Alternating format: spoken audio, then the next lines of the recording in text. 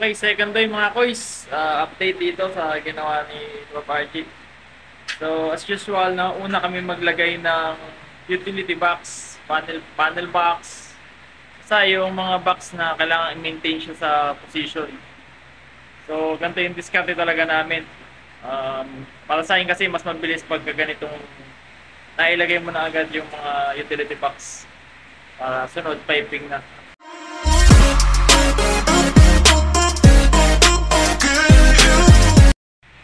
So ayan mga koys, naglagay na kami ng utility box, walang tik-tik yung pataas, gawa ng sa labas kami magpaparaan ng pipe. Maganda sa pagkakayati ng bahay na ito, walang nosing both sides, even na sa loob, walang nosing sa labas, wala rin, yung mga beam niya. Kaya madali lang. Pero kahit naman may nosing yan, eh sibak sa amin yan, gawa ng meron din naman kaming chipping gun na with drill. So ito yung side na ito dahil wala nga siyang both sides ay na talagang dito na lang kami sa loob. Yan. So bali dalawang raceway na ito para sa switch saka sa outlet natin. Pero nakahiwalay naman yung breaker ng ating saksakan at maging yung yan yung ating aircon outlet.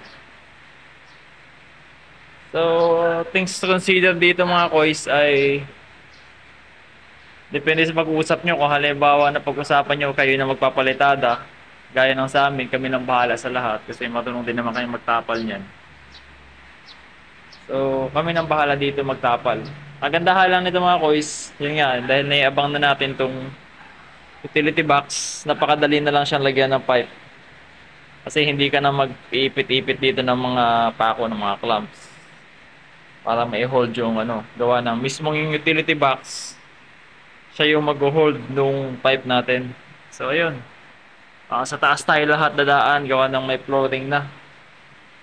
Buhusan na. So, ang tabi lang mga koys. Koys, tagan na natin ang PVC. Yan, ganyan. Bend muna natin, dulo.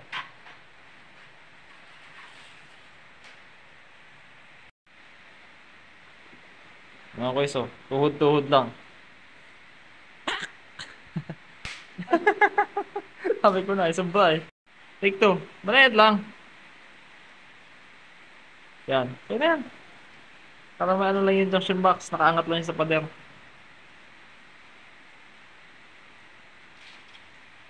Yun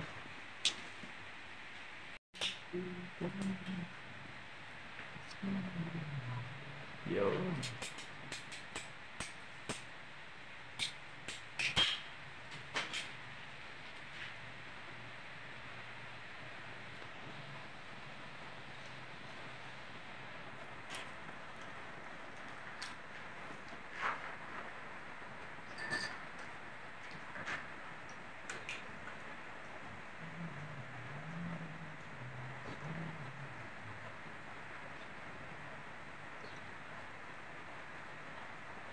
Doon na kaya, doon. Das.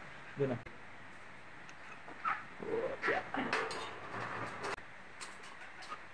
Yung. Okay mga koys, para hindi mga alay. Pack muna.